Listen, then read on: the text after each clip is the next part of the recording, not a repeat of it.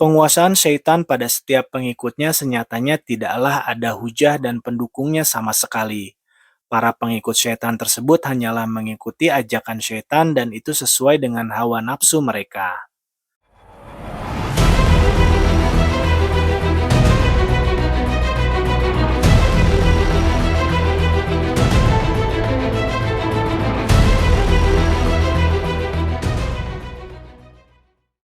Lima kehebatan jin dan 5 kelemahan jin. Yang pertama, kita sebutkan 5 kehebatan jin terlebih dahulu. Pertama, kemampuan jin bergerak cepat. Di antara kemampuan yang Allah berikan kepada jin yang tidak ditemukan pada manusia adalah berjalan cepat. Yang membuktikan hal ini adalah Ifrit, yang termasuk bangsa jin membuat janji pada Nabi Sulaiman alaihissalam untuk menghadirkan singgasana kerajaan Yaman ke Baitul Maqdis. Ia janjikan singgasana tersebut akan datang dalam waktu singkat yang tidak sampai Sulaiman berdiri dari tempat duduknya. Hal ini disebutkan dalam firman Allah Subhanahu wa Ta'ala. Berkata Ifrit yang cerdik dari golongan jin, "Aku akan datang kepadamu dengan membawa singgasana itu kepadamu sebelum kamu berdiri dari tempat dudukmu. Sesungguhnya aku benar-benar kuat untuk membawanya lagi dapat dipercaya." Berkatalah seorang yang mempunyai ilmu dari Alkitab, "Aku akan membawa singgasana itu kepadamu sebelum matamu berkedip." Maka tatkala Sulaiman melihat singgasana itu terletak di hadapannya, ia pun berkata, "Ini termasuk karunia Robku untuk mencoba aku, apakah aku bersyukur atau mengingkari akan nikmatnya. Dan barang siapa yang bersyukur, maka sesungguhnya dia bersyukur untuk kebaikan dirinya sendiri. Dan barang siapa yang ingkar, maka sesungguhnya Robku maha kaya lagi maha mulia." Quran Surat An-Naml ayat 39-40. Mujahid berkata bahwa Ifrit adalah jin yang durhaka. Ifrit membawa singgasana kerajaan Yaman dalam waktu cukup singkat. Ibnu Abbas mengatakan bahwa ia membawanya sebelum Sulaiman berdiri dari duduknya. Mujahid mengatakan bahwa yang dimaksud adalah tempat duduknya. Yang kedua, kemampuan mencuri berita langit. Kemampuan lainnya yang Allah berikan pada jin atau syaitan adalah kemampuan mencuri berita dari langit. Berita langit ini akan disampaikan oleh syaitan sampai pada tukang sihir dan dukun. Nyatanya tukang ramal hanya mendengar apa yang mereka dengar. Mereka mereka-reka menjadi 100 kedustaan. Allah Subhanahu wa Ta'ala berfirman, "Dan sesungguhnya kami telah mencoba mengetahui rahasia langit, maka kami mendapatinya penuh dengan penjagaan yang kuat dan panah-panah api. Dan sesungguhnya kami dahulu dapat menduduki beberapa tempat di langit itu untuk mendengar-dengarkan berita-beritanya. Tetapi sekarang barang siapa yang mencoba mendengar-dengarkan seperti itu, tentu akan menjumpai panah api yang mengintai untuk membakarnya." Quran Surat Al-Jin ayat 8-9. dahulu syaitan bisa naik ke tempat di langit lalu ingin mencuri berita dari langit. Para syaitan ingin mencuri berita sebelum kejadian itu terjadi. Ketika Rasul kita Muhammad SAW diutus, bertambahlah penjagaan di langit. Lantas bagaimanakah syaitan mencuri berita dari langit? Dari Abu Hurairah, Nabi SAW bersabda, Ketika Allah menetapkan suatu urusan di langit, malaikat meletakkan sayapnya dalam rangka tunduk pada perintah Allah. Firman Allah yang mereka dengarkan itu seolah-olah seperti suara gemerincing rantai di atas batu. Hal ini memekakkan mereka. Apabila rasa takut telah dihilangkan dari hati mereka, mereka mengucapkan, "Apa yang telah difirmankan oleh Rabb kalian?" Mereka menjawab, "Perkataan yang benar, Dia maha tinggi lagi maha besar." Setan-setan penyadap berita itu pun mendengarkan berita itu. Para penyadap berita itu posisinya saling bertumpuk-tumpukan. Sufyan menggambarkannya dengan memiringkan telapak tangannya dan merenggangkan jari jemarinya. Jika setan yang di atas mendengar berita itu, maka segera disampaikan kepada setan yang berada di bawahnya. Kemudian yang lain juga menyampaikan kepada setan yang berada di bawahnya, hingga sampai kepada tukang sihir dan dukun. Terkadang setan penyadap berita itu terkena api sebelum sempat menyampaikan berita itu. Terkadang pula setan itu bisa menyampaikan berita itu sebelum terkena api. Lalu dengan berita yang didengarnya itulah tukang sihir atau dukun membuat 100 kedustaan. Orang-orang yang mendatangi tukang sihir atau dukun pun mengatakan, "Bukankah pada hari ini dan itu, dia telah mengabarkan kepada kita bahwa akan terjadi demikian dan demikian." Akibatnya, tukang sihir dan dukun itu pun dipercaya karena suatu kalimat yang telah didengarnya dari langit. Dikutip dari hadis riwayat Bukhari nomor 4800. Ada juga cara mudah yang setan tempuh untuk mencuri berita langit, sebagaimana disebutkan dalam hadis Aisyah berikut ini.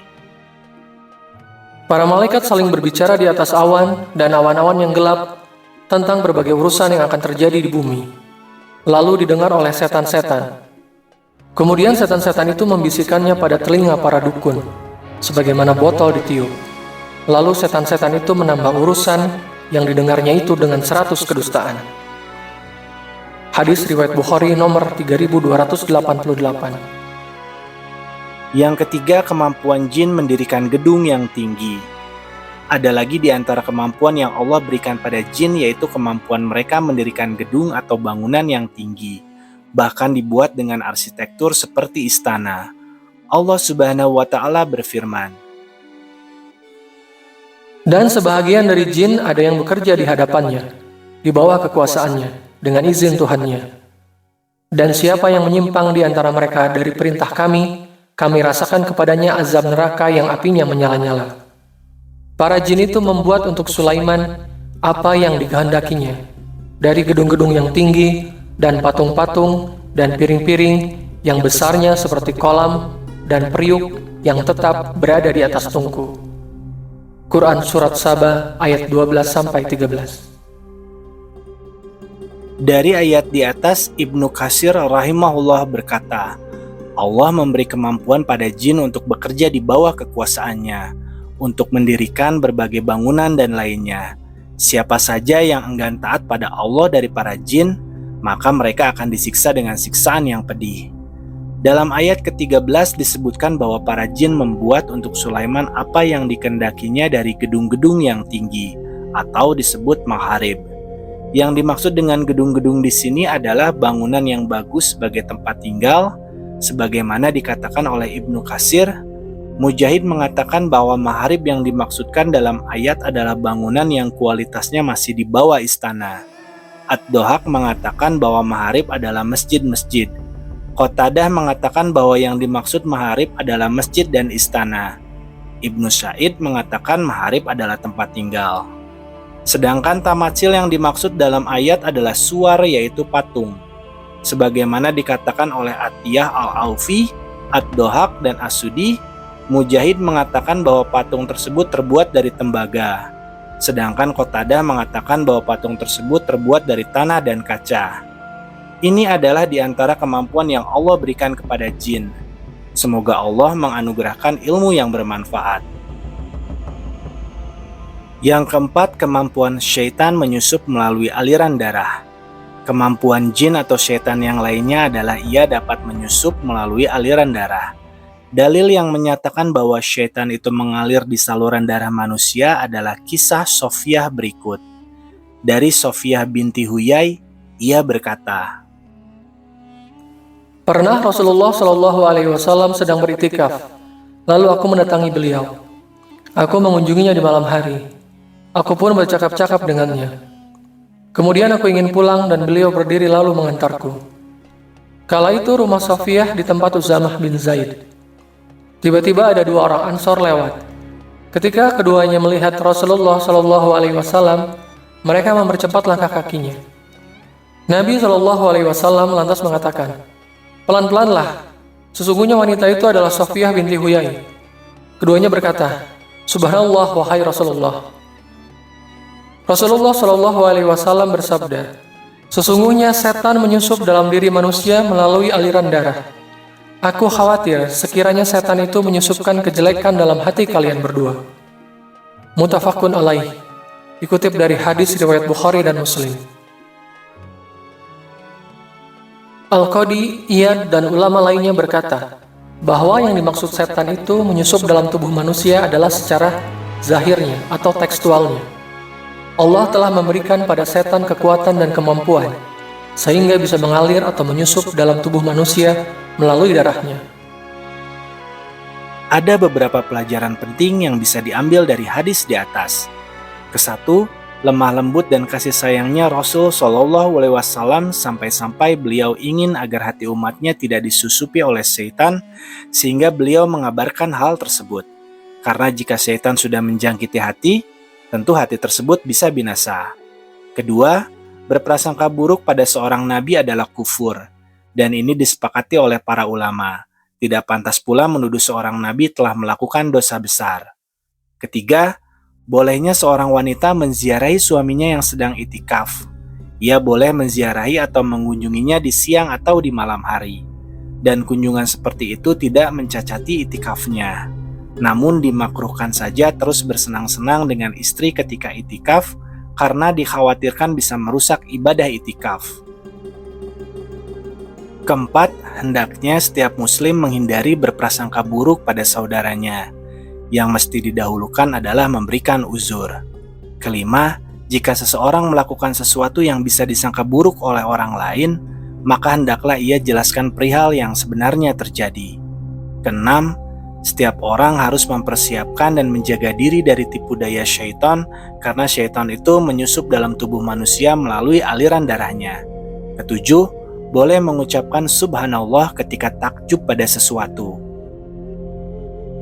Yang kelima, syaitan bisa berubah wujud jadi manusia. Di antara kemampuan yang diberikan pada jin atau syaitan adalah syaitan dapat berubah bentuk menjadi manusia. Berikut di antara buktinya. Syaitan menyamar menjadi Surakah bin Malik. Setan milik orang musyrik pada saat perang Badar pernah datang dalam bentuk Surakah bin Malik. Kaum musyrikin pun dijanjikan kemenangan olehnya. Lantas turun firman Allah, وَإِذْ زَيَّنَ لَهُمُ الشَّيْطَانُ أَعْمَالَهُمْ وَقَالَ لَا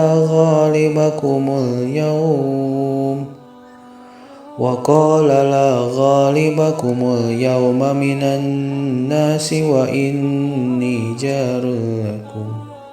Dan ketika syaitan menjadikan mereka memandang baik pekerjaan mereka dan mengatakan, tidak ada seorang manusia pun yang dapat menang terhadapmu pada hari ini. Dan sesungguhnya saya ini adalah pelindungmu. Quran Surat Al-Anfal ayat 48. namun ketika dua pasukan berhadapan dan datang pula pertolongan malaikat dari langit, syaitan tersebut pun lari. Maka tatkala kedua pasukan itu telah dapat saling lihat-melihat atau berhadapan, syaitan itu berbalik ke belakang seraya berkata, sesungguhnya saya berlepas diri daripada kamu. Sesungguhnya saya dapat melihat apa yang kamu sekalian tidak dapat melihat. Sesungguhnya saya takut kepada Allah. Quran Surat Al-Anfal ayat 48. Ibnu Katsir berkata, setan datang dalam wujud Surakah bin Malik bin Ja'syam, pembesar Bani Madlaj. Setelah itu, Ibnu Katsir menyebutkan beberapa riwayat yang menyebutkan hal ini, diantaranya diriwayatkan oleh At-Tabari dengan sanad sabit atau sahih dari jalur Ali. Kisah syaitan dan sahabat Abu Hurairah. Ketika Abu Hurairah radhiyallahu anhu ditugaskan oleh Rasulullah Shallallahu Alaihi Wasallam untuk menjaga makanan zakat, malam harinya ada jin yang berubah wujud jadi orang remaja dan mencuri. Ketika ditangkap dan hendak dilaporkan kepada Nabi Shallallahu Alaihi Wasallam, dia berusaha memelas dan berjanji tidak akan kembali. Tapi dia dusta. Dia tetap kembali hingga terjadi selama 3 malam. Di malam ketiga, Abu Hurairah tidak memberi ampun dan akan dilaporkan kepada Rasulullah. Setelah diajari bacaan ayat kursi, Abu Hurairah melepaskannya. Pagi harinya, kejadian ini beliau sampaikan kepada Rasulullah, lalu beliau bersabda, Ama innahu qad sadaqa wa huwa kadzub. Kali ini dia benar, meskipun aslinya dia pendusta. Hadis riwayat Bukhari nomor 2311. Dua kisah di atas menunjukkan bahwa syaitan bisa saja berubah wujud jadi manusia, dan syaitan pun bisa berubah bentuk jadi hewan seperti keledai, anjing, dan yang paling sering adalah anjing hitam.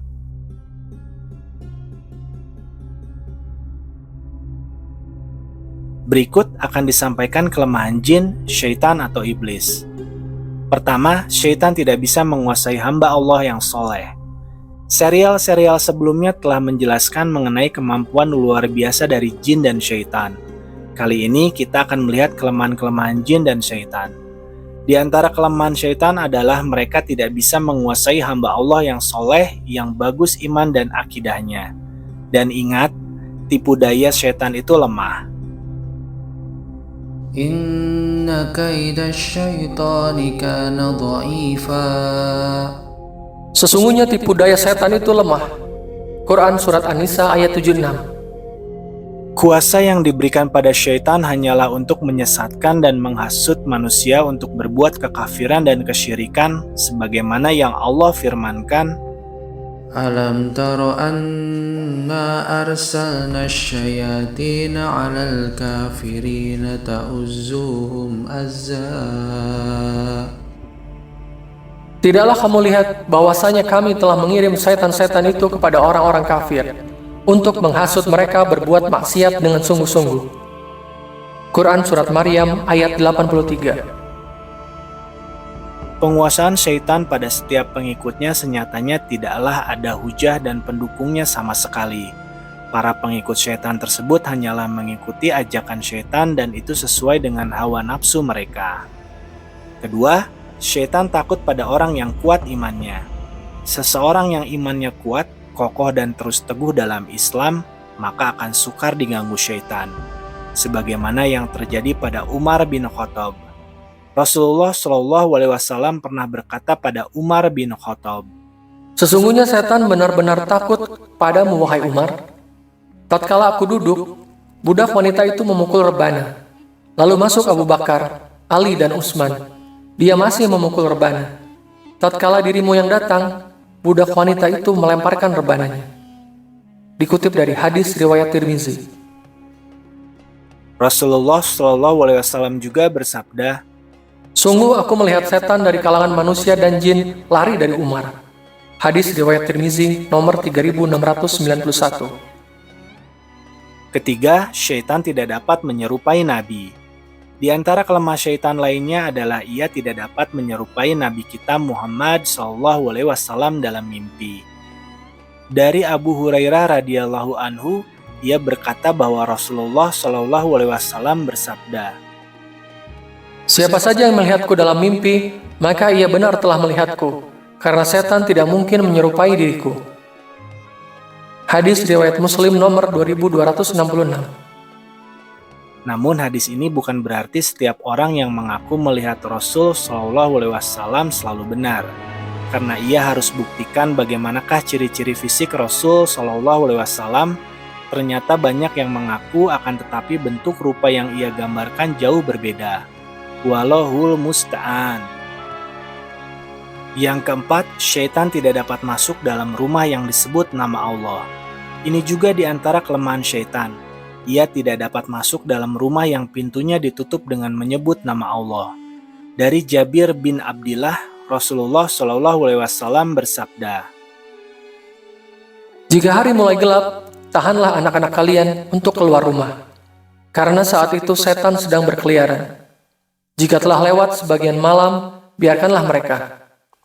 Tutuplah pintu-pintu dan ucapkanlah Bismillah, karena sesungguhnya setan tidak akan bisa membuka pintu yang tertutup. Hadis riwayat Bukhari nomor 5623 dan Muslim nomor 2012. Yang kelima, jin tidak bisa mendatangkan mukjizat. Kelemahan jin yang lain adalah ia tidak bisa mendatangkan mukjizat seperti yang telah dianugerahkan kepada para rasul sebagai dalil akan benarnya rasul. Ketika orang kafir itu mengklaim bahwa Al-Quran itu adalah buatan syaitan, Allah Subhanahu wa Ta'ala berfirman, Dan Al-Quran itu bukanlah dibawa turun oleh setan-setan, dan tidaklah patut mereka membawa turun Al-Quran itu, dan mereka pun tidak akan kuasa. Sesungguhnya mereka benar-benar dijauhkan daripada mendengar Al-Quran itu. Quran Surat Asy-Syura ayat 210-212. Allah menantang manusia dan jin untuk membuat yang semisal Al-Quran. Katakanlah, sesungguhnya jika manusia dan jin berkumpul untuk membuat yang serupa Al-Quran ini, niscaya mereka tidak akan membuat yang serupa dengan dia, sekalipun sebagian mereka menjadi pembantu bagi sebagian yang lain. Quran Surat Al-Isra ayat 88. Maksudnya, syaitan dan makhluk lainnya tidak bisa mendatangkan mukjizat semisal Al-Quran. Ini berarti kalamullah yaitu Al-Quran tidaklah sama dengan perkataan manusia. Jika demikian, sifat Allah lainnya pun tidak sama dengan sifat makhluk. Hanya Allah yang memberi taufik. Sahabat channel Sejarah Islam, kami cukupkan dulu kisahnya sampai di sini. Jangan lupa like, subscribe, dan share apabila cerita-cerita di channel ini dapat memberikan manfaat bagi teman-teman semua. Sampai bertemu di episode selanjutnya. Terima kasih. Wassalamualaikum warahmatullahi wabarakatuh.